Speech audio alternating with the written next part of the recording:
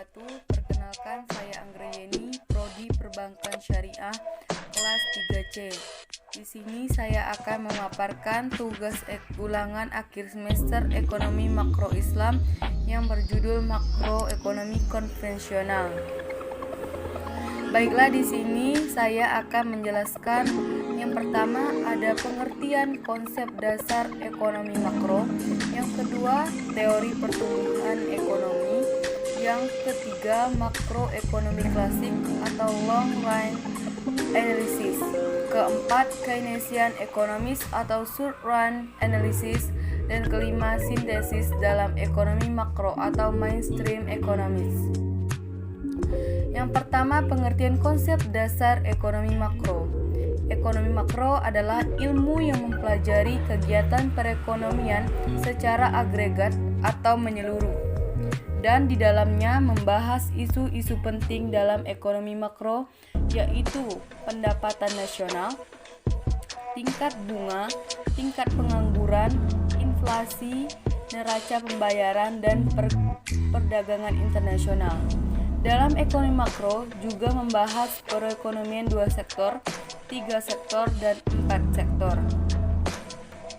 Perekonomian 2 sektor adalah perekonomian yang terdiri dari sektor rumah tangga dan sektor perusahaan, yang mana tidak ada campur tangan pemerintah seperti pembayaran pajak dan pengeluaran pemerintah, dan juga tidak melibatkan perdagangan luar negeri seperti ekspor dan impor.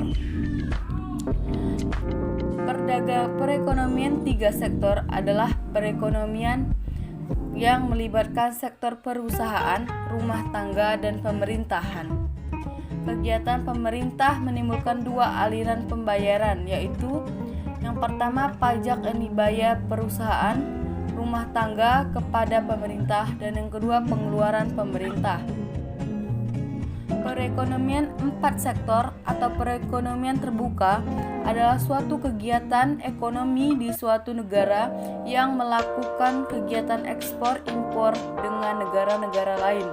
Dalam perekonomian 4 sektor terdapat 4 komponen, yaitu rumah tangga, perusahaan, pemerintah, dan sektor luar negeri.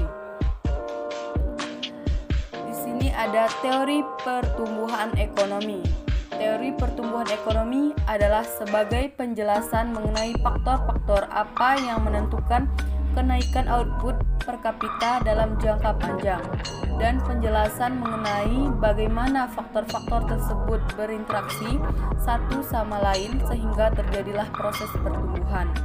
Pertumbuhan ekonomi yang lambat laun, kemunduran ekonomi menimbulkan implikasi ekonomi dan sosial yang sangat merugikan masyarakat. Pertambahan pengangguran, kemerosotan taraf kemakmuran, dan kerusuhan-kerusuhan sosial adalah beberapa akibat penting yang akan timbul. Dalam makroekonomi klasik, long run analysis pandangan klasik, penelitian yang lebih serius mengenai faktor-faktor yang menimbulkan pertumbuhan ekonomi dilakukan oleh Adam Smith, yang menjadi pelopor dalam pemikiran ekonomi klasik. Dalam bukunya An Inquiry into the Nature and Choice of the World's Old Nation yang diterbitkan lebih dari 2 abad yang lalu, Adam Smith mengemukakan beberapa pandangan mengenai beberapa faktor yang penting peranannya dalam pertumbuhan ekonomi. Pandangan-pandangannya yang utama adalah: yang pertama, peranan sistem pasaran bebas, kedua, perluasan pasar, ketiga, spesialisasi dan kemajuan teknologi, dan keempat, Keynesian economics short run analysis, teori Keynes yang dikemukakan dalam buku The General Theory. Dalam teori ini, Keynes menerangkan peranan uang dalam mempengaruhi kegiatan ekonomi. Beberapa dengan pandangan klasik, Keynes berpendapat uang tidak netral, money is not natural. Ia mempunyai peranan dalam mempengaruhi kegiatan perekonomian. Perubahan-perubahan penawaran uang akan mempengaruhi kegiatan perekonomian dan pendapatan nasional melalui mekanisme transmisi berikut. Pertama, pertambahan penawaran uang akan menurun suku bunga. Yang kedua, pengurangan suku bunga akan menambah investasi. Tiga, kenaikan investasi akan menimbulkan proses multiplier sehingga akhirnya pendapatan nasional meningkat lebih besar dari kenaikan investasi yang pada mulanya berlaku. Dan kelima, sintesis dalam ekonomi makro, mainstream economics. Sintesis neoklasik merupakan istilah yang pertama kali dikenalkan oleh Paul Samuelson pada tahun 1950-an.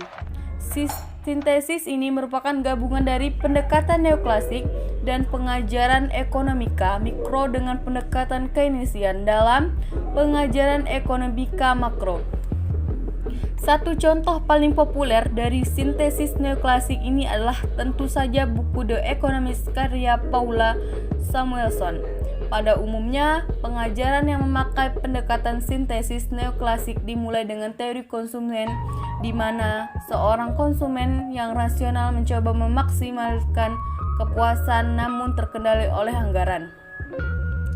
Sekian, terima kasih pemaparan dari saya. Wassalamualaikum warahmatullahi wabarakatuh.